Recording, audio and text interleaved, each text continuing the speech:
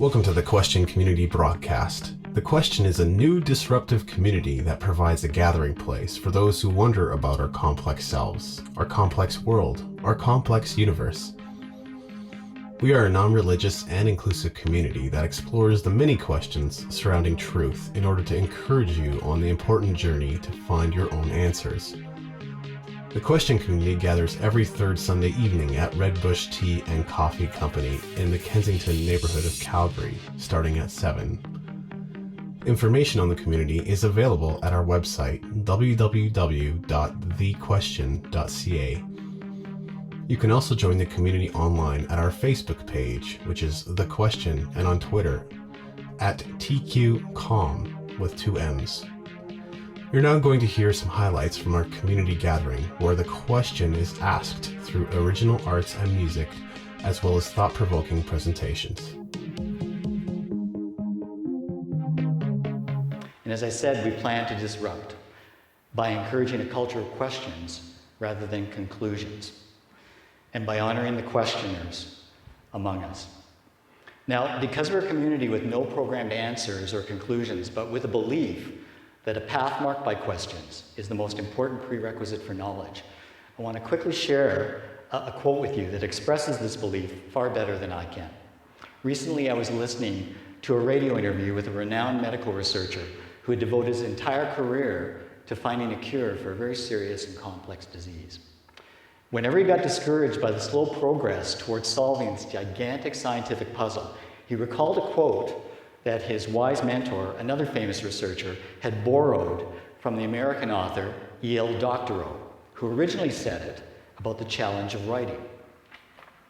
His mentor personalized the quote to describe the researcher's journey, and I'll show it as the researcher first heard it. Medical research is like driving at night. You never see further down the road than your headlights, but you can make the whole trip that way. Now, I've taken the liberty of personalizing this quote as well to help you understand what we're attempting to do tonight. And here's how it could read for this gathering. The question is like driving at night. You can never see further down the road than your headlights, but you can make the whole trip that way.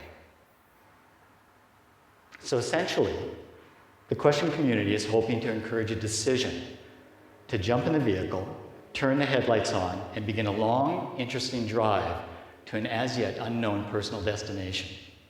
And yes, we think you can do the whole trip that way. This is Carla Olive. I've been kind of obsessed with war lately, and just kind of reflecting. And there's obviously history, and that's why we have this perpetual just this fighting, and we're at war with each other, and just a huge question of when is it going to end, and will it ever end? So this is a reflection on that.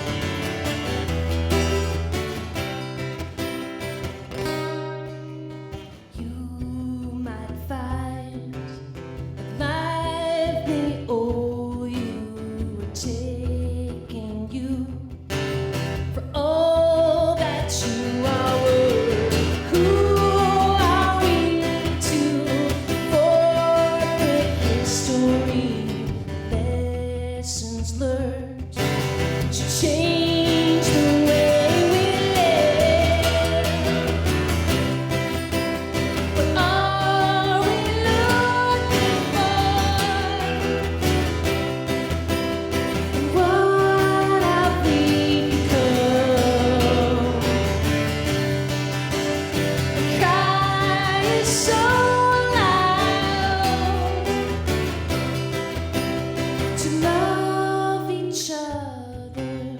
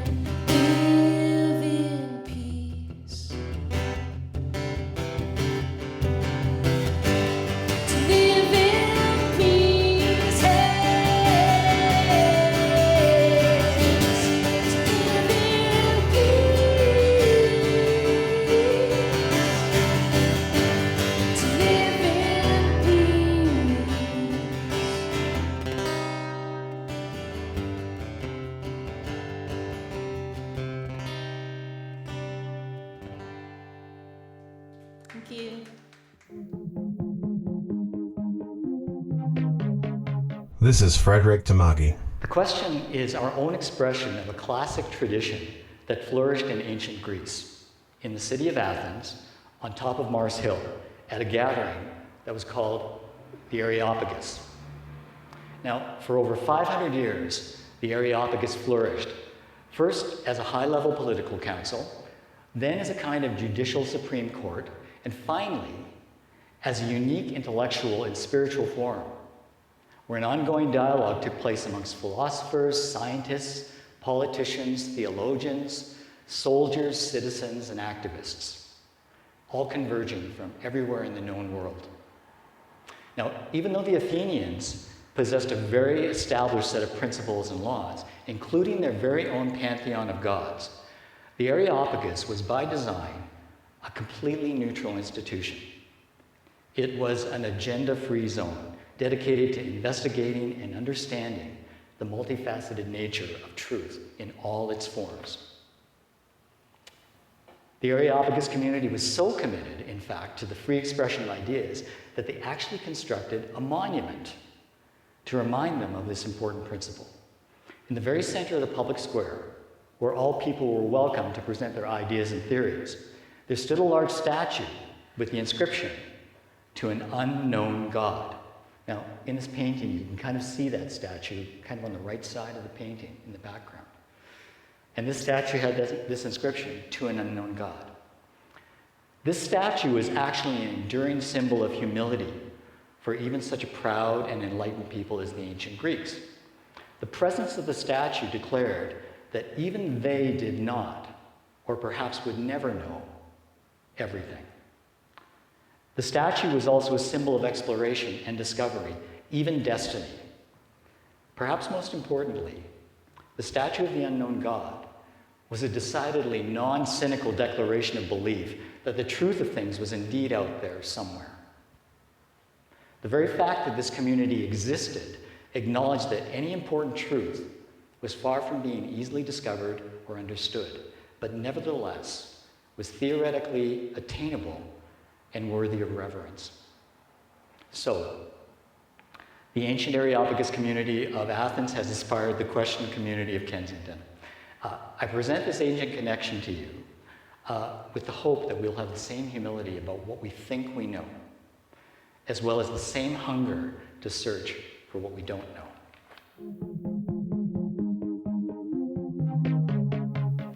My chosen method to explain what this community is can be connected to a very important 20th century artistic movement known as Cubism. Now, the Cubist movement in art began in the early 1900s, was primarily led by the painters Georges Braque and Pablo Picasso. It's considered one of the seminal game-changing movements in the history of modern art, and even in all the history of art itself. In Cubist artwork, subjects are deconstructed and reassembled in an abstracted form. But remember, not all abstract artists are cubists. So instead of depicting subjects from a traditional single viewpoint, the cubist creates the image from a multitude of simultaneous viewpoints to represent the subject in a kind of amplified subjectivity. It's a very personal context of expression. Now, not to diminish the important contribution of Monsieur Georges Braque to the Cubist movement, our main companion on the journey tonight will be Pablo Picasso, who everybody knows. I'm going to briefly share with you now some comparative images to give you a sense of the alternative path that we're suggesting for the question. This first set of images are both titled Girl with a Mandolin.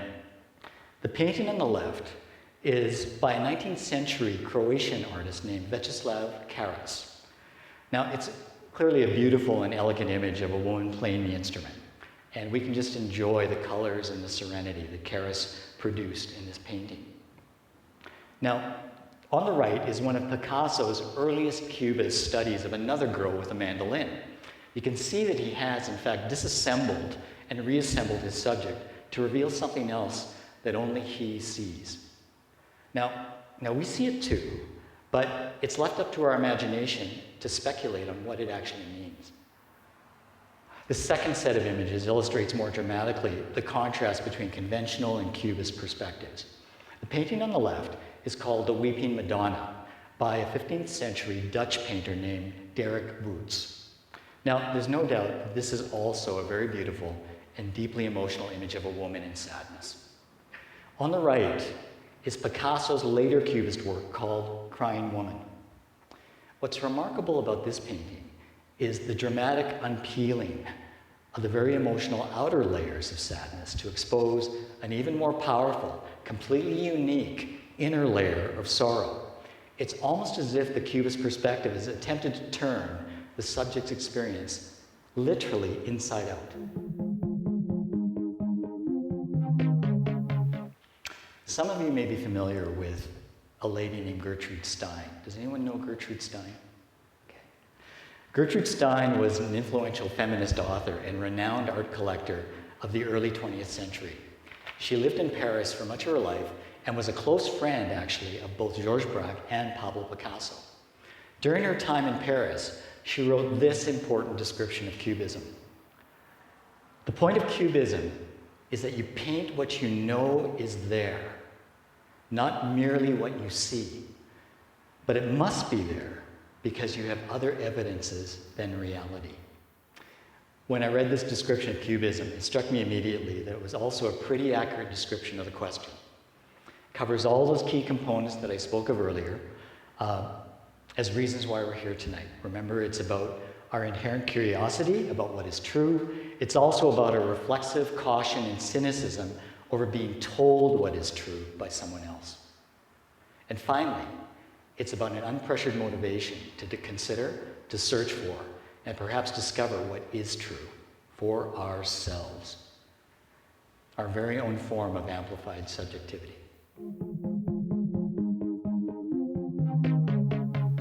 So the sum total of what I've shared with you is this. Pretty much the sole mission of the question community is to invite you, provoke you, even inspire you to consider a path.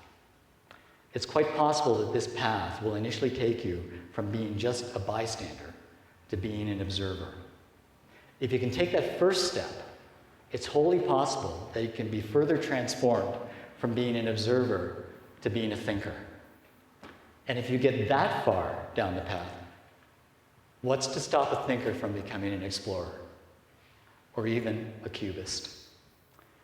Only you know where you are right now on this path. And only you can ask yourself what you wish to become or where you wish to go. So, at this very first embryonic gathering of the question community, I'll leave you with these questions to ponder and hopefully dialogue about over the next few days or weeks. What do you think our world would be like if the explorers outnumbered the bystanders? Where are you on this path right now? And where would you like to go?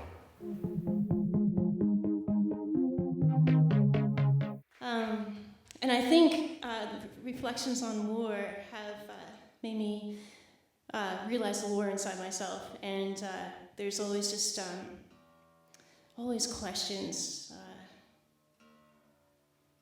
of why we do the things we do, and what is the root.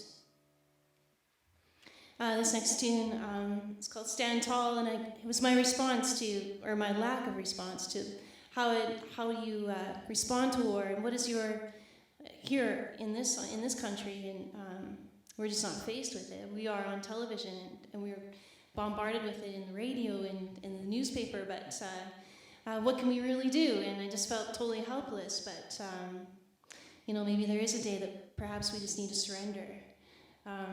And that's surrendering in my own life too, in my own war within.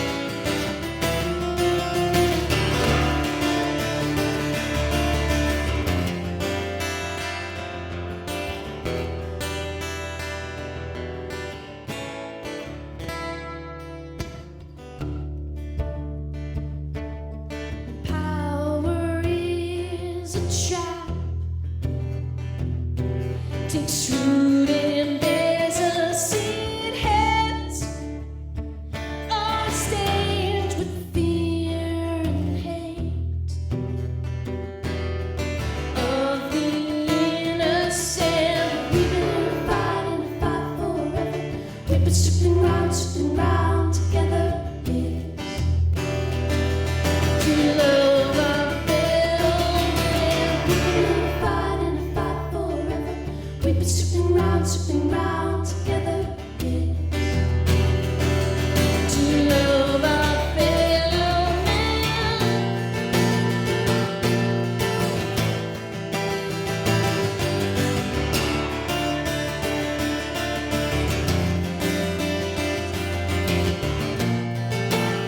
And I wanna stand tall to surrender.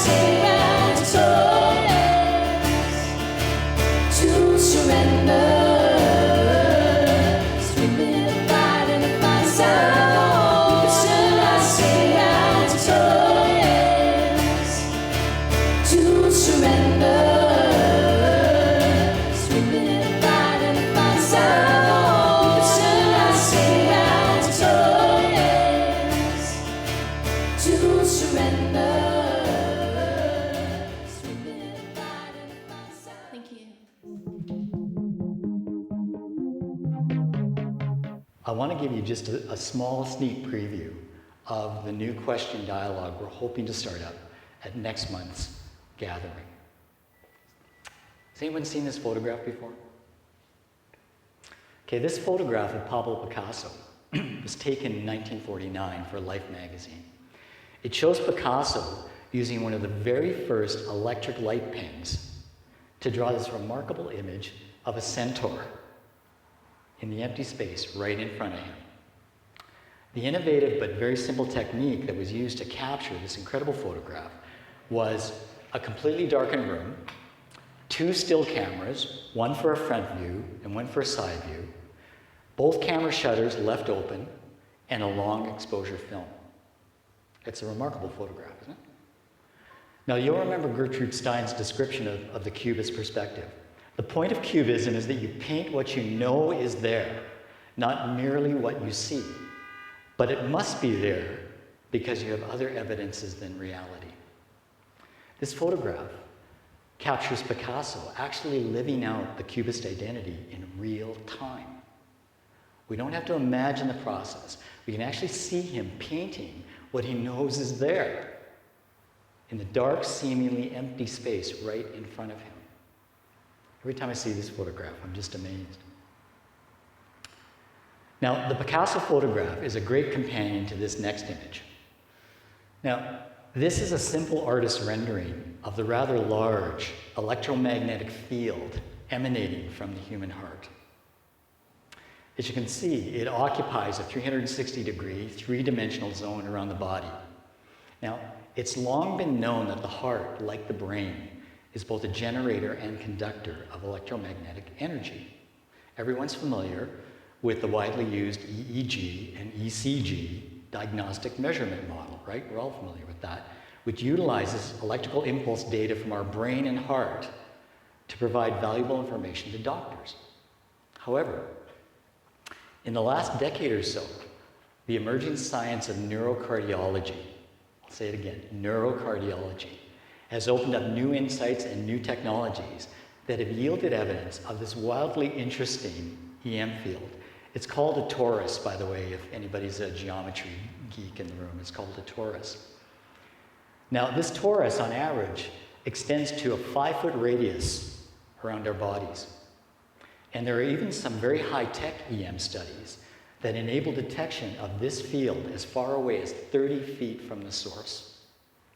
You can now imagine this room in a completely different way as we occupy space in each other's EM fields.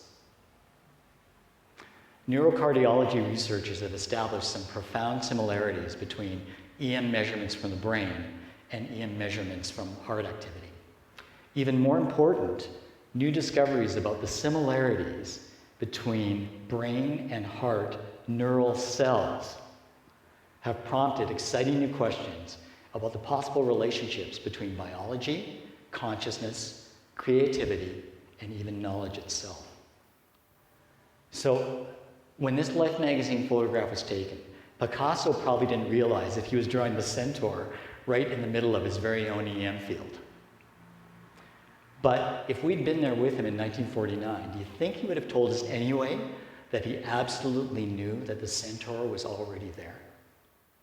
Okay, that's your bonus question for the evening. And thank you very much for your patient listening tonight. Thank you.